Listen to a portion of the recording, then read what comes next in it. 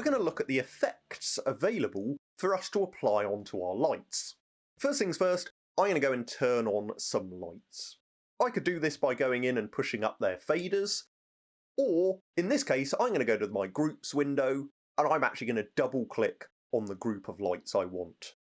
And that will turn them on to full. After doing that, I'm going to then actually put them in a position. I'm going to put them in a downstage position that we programmed in the last session. Now I've done that, so I can see them a little bit easier, I can go to Effects. Currently, the console says there's no effects here, but if I go and automatically create effect palettes, the console is going to create various effects for every single fixture that I've got in my console. The first effect is no effect, meaning tap that and it will stop any effects that might be running. The first bunch of effects in here are intensity effects, or sometimes known as chasers. Choose one of these and it will apply that effect to your lights. So you can see there very quickly, I can select my lights, turn them on and apply a chaser. There are also various other effects in here as well. Some nice smooth ripples, some ramp effects, and also some lightning effects as well. Various effects to get you started. I'm going to go and apply a chaser, and when I've got an effect running, I can then adjust that effect using the effect controls. On your encoder wheels, you have speed and size controls, so I can choose to speed that up, or actually slow it right the way down. If you go to a negative speed, it will reverse the direction.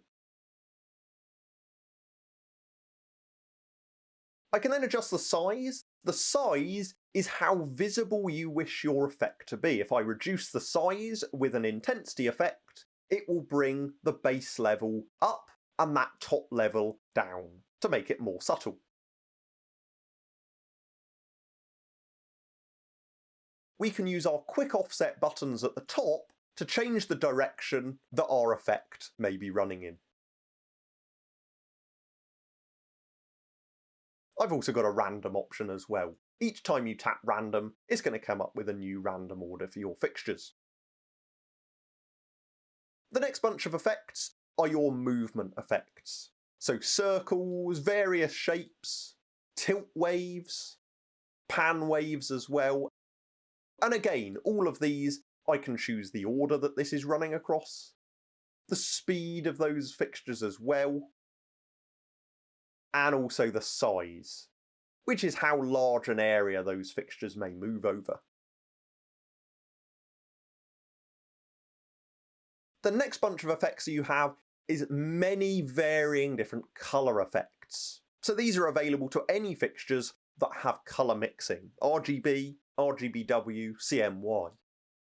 So things like rainbow effects, but also in there some more interesting sparkles that you could have running across your fixtures.